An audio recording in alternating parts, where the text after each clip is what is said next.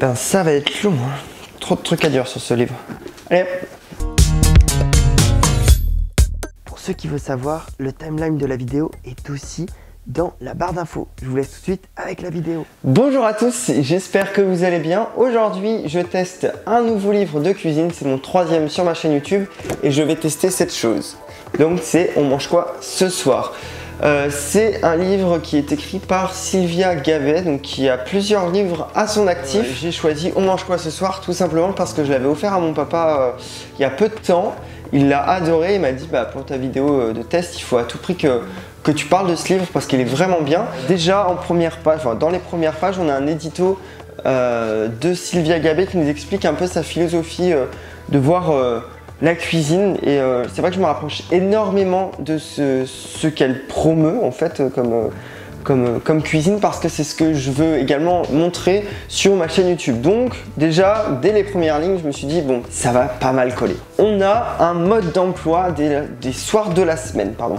Donc on a 5 règles d'or, et ben des soirs de semaine en fait. Et je vais pas toutes vous les lire. La 5e règle qui a attiré mon attention parce que je suis complètement d'accord avec ça. La règle numéro 5, je vais vous la lire, elle est très courte. On passe du bon temps qualitatif à table. Du coup, le portable n'y est pour personne, ni aucun autre écran.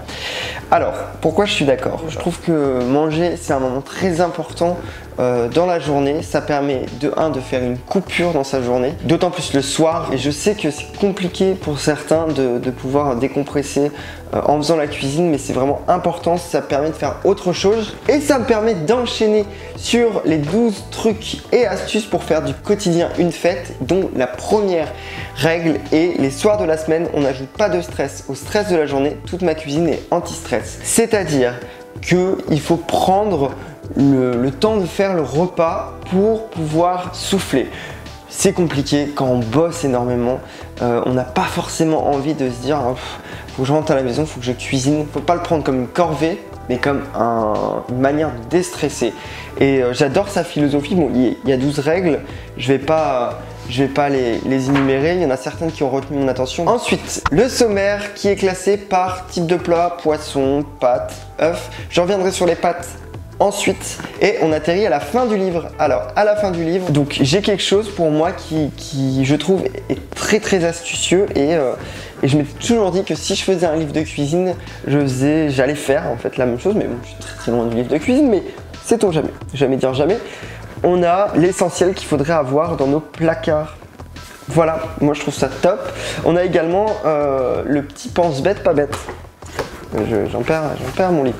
On a également le petit pense-bête pas bête qui est pas mal parce qu'il permet de varier des recettes de vinaigrette, des sauces lactées. On a également des classiques revisités avec peut-être un peu moins de gras, on va dire, des choses un peu plus faciles à faire.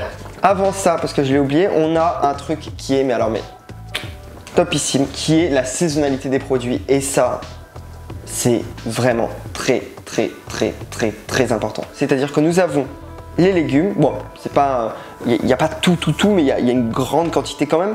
Les légumes, on a les fruits de saison et on a les poissons et fruits de mer, chose très intelligente. On n'a pas du mal à le trouver sur internet, mais on l'oublie toujours. Hop, ça, j'en ai déjà parlé, blablabla. Et donc je voulais revenir sur le chapitre des pâtes. Alors, à chaque chapitre, pardon, je ne l'ai pas expliqué, chaque chapitre en fait elle nous donne un petit peu sa vision des choses. En page des pâtes, nous avons une petite intro là-dessus elle nous explique que en gros sa vision de ce qu'elle veut proposer avec les pâtes, et c'est exactement ce que je propose sur ma chaîne YouTube. C'est pas flagrant quand je vais vous en parler, mais je vais vous expliquer pourquoi. Tout d'abord, elle veut que la sauce des pâtes mette autant de temps que la cuisson des pâtes, exactement ce que je fais, et j'ai décidé de faire une recette de pâtes. Et oui, étonnant pour moi qui adore les pâtes, c'est un peu mon plat préféré, donc j'étais à même de juger là-dessus. J'ai fait des coquilles aux champignons au magret de canard. Alors ça me donnait envie parce que j'avais jamais fait de pâte au magret de canard. Et bah je vous laisse avec la vidéo et on en parlera par la suite. Pour cette recette, il va te falloir 8 gros champignons, 80 g de magret de canard séché, 40 g de pâte crue, 70 g de parmesan, 3 cuillères à soupe de crème, 2 gousses d'ail, du sel et du poivre et 25 g de champignons séchés. Première étape, je vais réhydrater les champignons. Normalement, il fallait des cèpes, mais ici, je n'en avais pas et j'en ai pas trouvé. Donc, j'ai pris des trompettes de la mort que j'avais qui traînaient par là. Je commence par cuire les pâtes, comme marqué sur le paquet de pâtes, il n'y a pas de compliqué jusque là. Je dégerme les gousses d'ail que j'ai épluchées avant et je les émince finement. Je fais la même chose avec les champignons.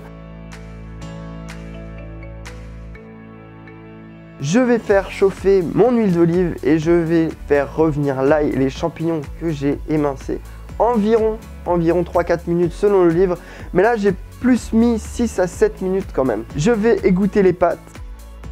En fin de cuisson, je rajoute les champignons séchés et la crème. Je mélange la sauce aux pâtes. Pour finir, je rajoute les merveilleuses tranches de magret de canard, parmesan et théoriquement l'estragon, mais ici je n'en ai pas trouvé. Et effectivement, je pense que ça aurait sublimé encore plus les goûts. Voilà, vous avez pu voir la recette en vidéo, j'espère que ça vous a plu, parce que c'était assez court comme type de vidéo, j'ai essayé de rallonger un petit peu comparé aux autres fois.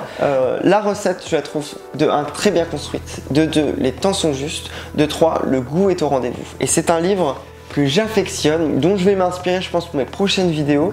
Je ne connaissais pas du tout, mais alors pas du tout, je vais pas vous mentir et vous dire si je connaissais en fait, c'est pour ça que... Non, je connaissais pas du tout. Je le conseille énormément en cadeau pour vos enfants ou alors pour vos parents si vous avez envie qu'ils changent du quotidien.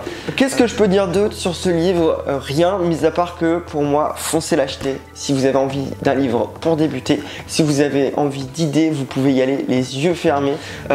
Et puis voilà, j'espère que Sylvia Gabé va regarder ma vidéo. Si elle regarde, je la félicite pour son livre parce que j'ai trouvé que les recettes étaient simples à faire, très bien expliquées. Et ben voilà, je pense que c'est un peu tout ce qu'on peut dire sur le livre. Merci à tous d'avoir suivi cette vidéo de test de recettes. On se retrouve vendredi pour une nouvelle vidéo de recettes, mais de ma création.